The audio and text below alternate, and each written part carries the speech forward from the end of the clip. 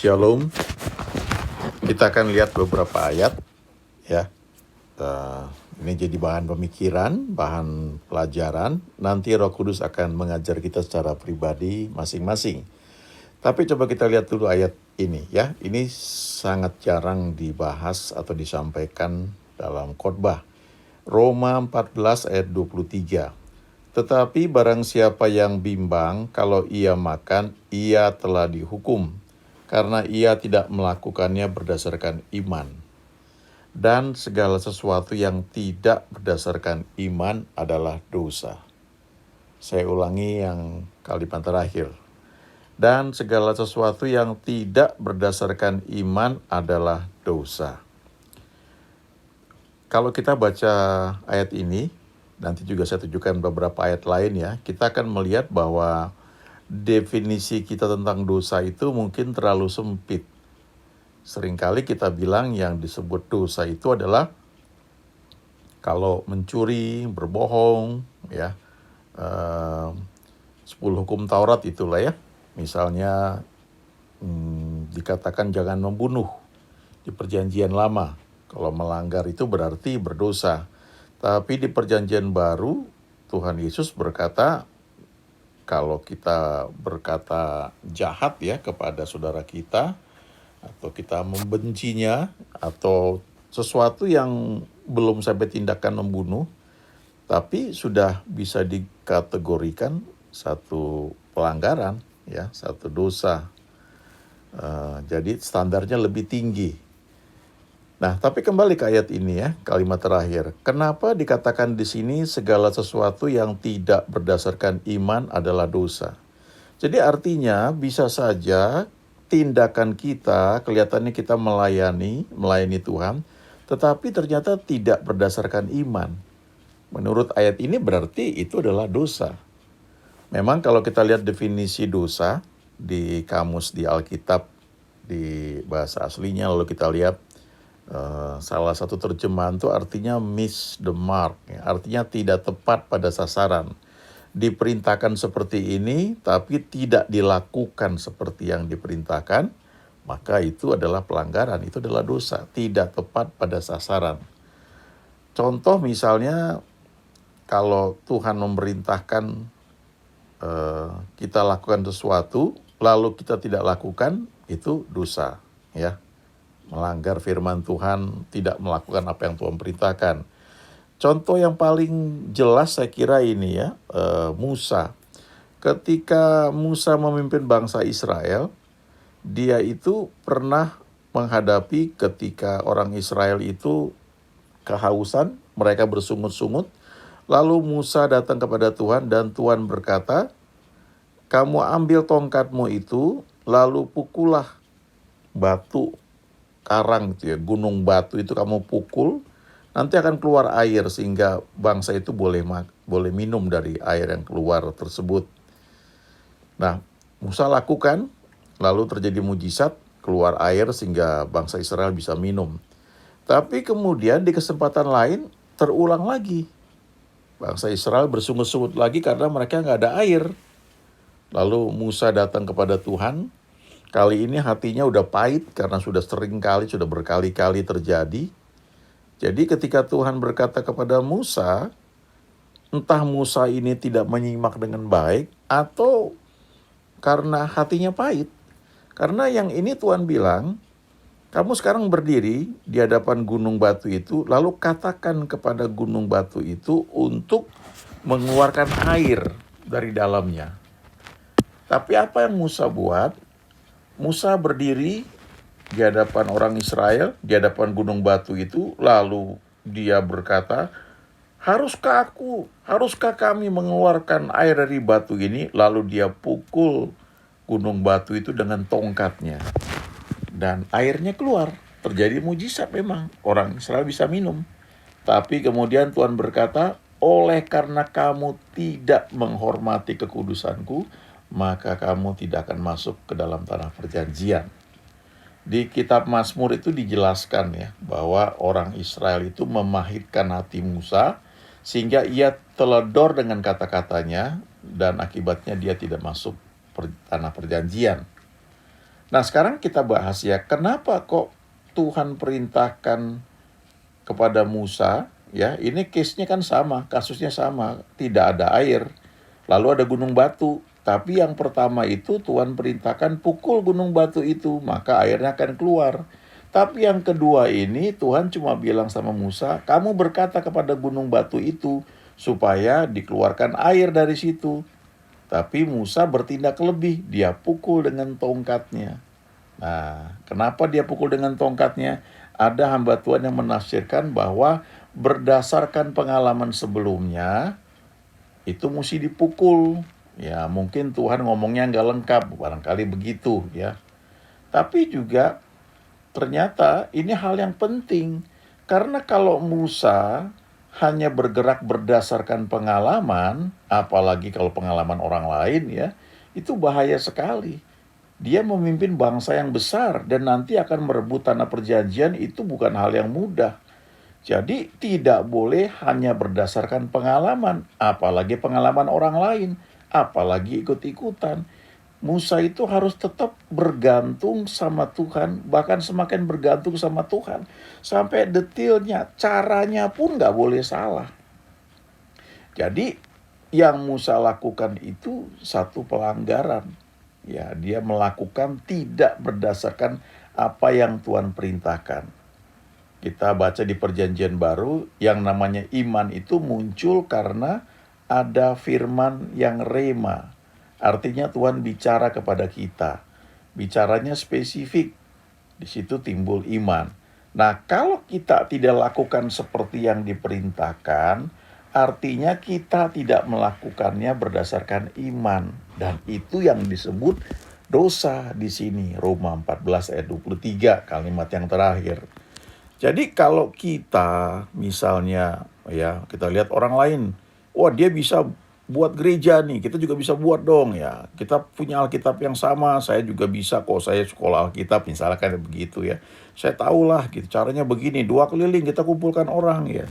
Lalu kita lakukan bukan karena Tuhan perintahkan kita, maka menurut ayat ini, kita tidak melakukan berdasarkan iman. Karena iman itu adalah sesuatu yang muncul waktu Tuhan bicara sama kita. Kita tidak bisa mengiman-imani. Yang bisa kita buat adalah berdoa, tanya Tuhan, sampai dia memerintahkan, itu firman yang rema, di situ timbul iman, lalu kita lakukan karena Tuhan memerintahkan, atau kita lakukan berdasarkan iman.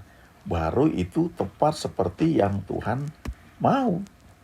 Di Alkitab itu contoh yang lain, misalnya Abraham. Tuhan sudah berfirman bahwa dia akan punya anak kandung. Tapi setelah sekian lama istrinya nggak hamil-hamil juga, lalu timbul ide dari istrinya, kawin aja sama Hagar. Nah, nggak ada perintah Tuhan untuk Abraham melakukan hal itu, tapi dia nurut aja. Akhirnya 13 tahun Tuhan tidak bicara. Dan ketika Tuhan berbicara, maka kalimat pertama dia katakan, hiduplah di hadapanku dengan tidak bercela. Artinya, yang dilakukan oleh Abraham, kawin dengan Hagar, dengan tujuan supaya dia punya anak kandung, dan memang itu anak kandung, cuma caranya salah, maka di hadapan Tuhan itu cela atau dosa. Jadi, itu hal yang serius sekali. Saya pernah mikir juga, iya ya, sebenarnya kalau orang yang tidak kenal Tuhan aja bisa membuat pesawat antariksa keluar angkasa, bisa melakukan penemuan-penemuan besar tanpa berdoa, apa susahnya sebenarnya buka gereja buat pelayanan tanpa doa, tanpa tanya Tuhan, tanpa iman? Bisa aja.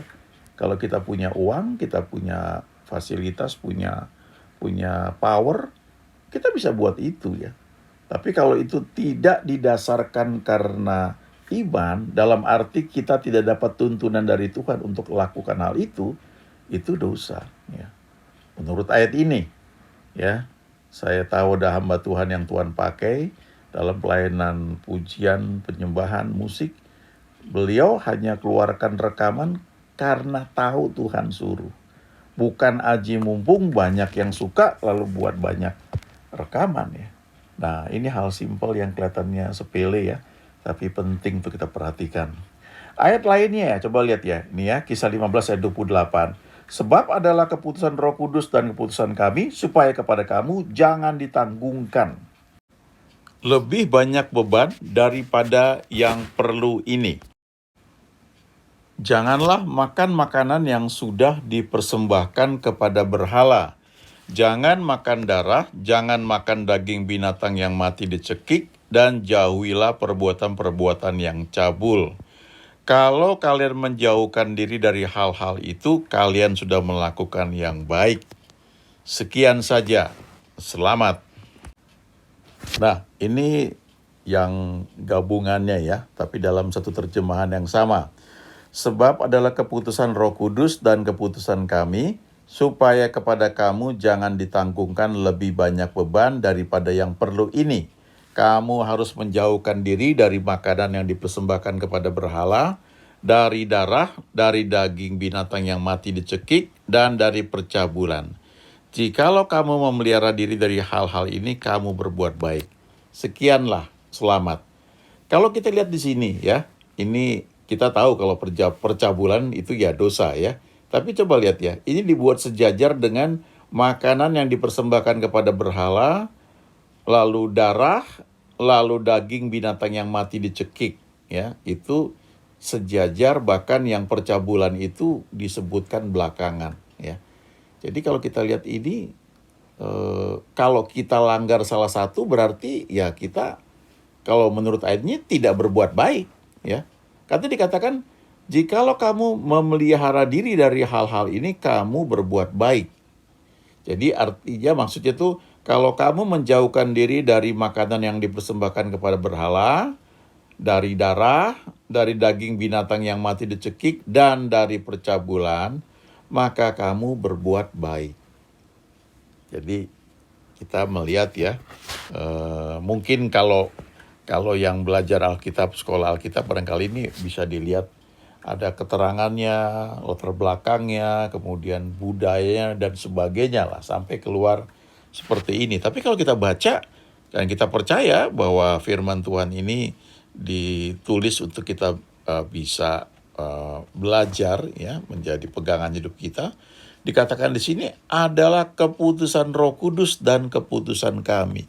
Jadi artinya mereka ini berdoa dulu ya. Walaupun mungkin ada yang bilang ini kasus khusus barangkali untuk orang-orang yang ada di sana pada saat itu. Ya, karena kalau kita pelajari konteksnya itu bagaimana terjadi beberapa perdebatan ya. Tapi yang saya mau sampaikan adalah begini ya. Coba lihat ini, bahwa dari data ini, kalau makan makanan yang dipersembahkan kepada berhala, atau makan darah, atau makan daging binatang yang mati dicekik, itu berarti sejajar dengan dosa yang disebut sini percabulan. Ya, karena kan dibilang seperti ini. Dan dikatakan supaya kamu lakukan hal ini. Dan kalau kamu lakukan hal ini, kamu memelihara diri dari hal-hal ini, maka dikatakan kamu itu berbuat baik. Lalu sekarang kita coba hubungkan dengan apa yang ditulis oleh surat Yakobus. Yakobus 4 ayat 17. Jadi jika seorang tahu bagaimana ia harus berbuat baik, tetapi ia tidak melakukannya, ia berdosa. Kalau kita renungkan, banyak ya hal-hal yang kita tahu itu baik, tapi tidak kita lakukan. Tapi kalau kita lihat ayat ini, berarti itu satu kesalahan. Ya, itu satu dosa. Jadi kalau kita hubungkan dengan kisah para rasul tadi, yang mengatakan kalau kamu menjauhkan diri kamu dari makanan yang dipersembahkan kepada berhala, dari darah, dari binatang yang mati dicekik, dan dari percabulan, maka kamu berbuat baik. Jadi, kalau kita tahu itu berbuat baik, kita nggak lakukan, berarti berdosa. Ya. Karena saya ingat dulu ketika masih kuliah, ya, ayat di Kisah Rasul itu waktu kita bahas itu bingung juga ya. Karena kan di Perjanjian Baru dikatakan semua makanan halal. Lalu semuanya sudah dikuduskan dalam firman dan doa. Tapi ada juga yang berpendapat kalau darah itu bukan makanan sebenarnya. Karena di Alkitab dikatakan di dalam darah itu ada nyawanya. Ya, jadi ini mungkin perdebatan yang bisa nggak selesai ya. Tapi poin yang ingin saya sampaikan sebenarnya adalah betapa banyak perintah di Alkitab yang kita tidak mampu melakukannya. Kita seringkali menganggap diri kita mungkin lebih baik, lebih benar dari orang lain karena kita melakukan hal-hal tertentu sementara orang itu tidak. Tapi kalau pakai ayat yang lain, kita akan lihat bahwa kita pun ternyata tidak bisa melakukan apa yang ada di firman Tuhan. Ini ada lagi ya, Matius 5 ayat 23 dan 24. Sebab itu, jika engkau mempersembahkan persembahanmu di atas mezbah, dan engkau teringat akan sesuatu yang ada dalam hati saudaramu terhadap engkau, tinggalkanlah persembahanmu di depan mezbah itu, dan pergilah berdamai dahulu dengan saudaramu, lalu kembali untuk mempersembahkan persembahanmu itu. Ini jelas sekali ya. Jadi kalau kita sedang mungkin membawa persembahan, atau kita sedang beribadah, kita mungkin sedang memimpin satu pujian penyembahan, atau kita sedang memimpin satu kelompok doa, lalu ketika kita sedang berdoa itu, lalu kita ingat ada satu syak di hati saudara kita terhadap kita. Mungkin ada satu perkataan kita yang menyinggung dia, atau kita mungkin pernah membuat dia marah, atau membuat dia nangis, atau membuat dia kecewa, tapi dia nggak berani sama kita, maka menurut ayat ini harusnya kita berhenti dulu. Jangan persembahkan persembahan kita itu, jangan menyembah Tuhan atau berdoa dulu ya, tapi bereskan dulu dengan saudaramu itu. Setelah beres baru kembali untuk memberikan persembahan yang sudah kita rencanakan itu. Nah, kalau dari ayat ini, wah banyak sekali ya sebenarnya kita nggak mampu. Ya, jujur saya juga tahu bahwa dalam hal-hal tertentu ya kayak begini juga tidak mudah. Saya berpikir mungkin, saya nggak ada apa-apa kok, saya sudah ampuni kok, ya bisa seperti itu. Tapi kan ayat ini bilang kalau ada sesuatu dalam hati saudaramu terhadap engkau. Jadi kita mungkin nggak masalah, tapi kita tahu bahwa dia marah, dia jengkel, dia kecewa ya terhadap kita. Maka menurut ayat ini harusnya kita bereskan dulu, baru kita datang dalam doa atau kita melayani.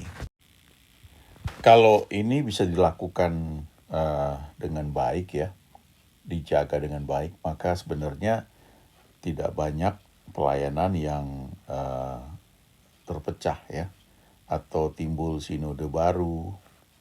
Ya, kita bisa berdalih mengatakan bahwa Tuhan juga pakai itu sehingga kita semakin bertumbuh. Ada hal-hal baru yang dibukakan yang mungkin orang yang lain belum tentu mau terima, lalu kita melakukan. Dan kemudian karena perbedaan pendapat itu terjadi syak ya antara kita dengan saudara kita. Lalu kita bisa berkata bahwa saya udah ampuni kok, saya nggak ada apa-apa kok dengan dia aja ya. Tapi kalau ayat ini bilang kan dia terhadap kita gitu ya. Nah, kalau saya merenungkan ini jujur saya bilang bahwa Tuhan betapa banyak yang nggak bisa saya lakukan. Apalagi dengan kekuatan saya, memang impossible ya, nggak mungkin. Kecuali saya menerima Tuhan yang bekerja dalam hidup saya, memampukan saya. Itu pun gak sempurna karena ada daging saya.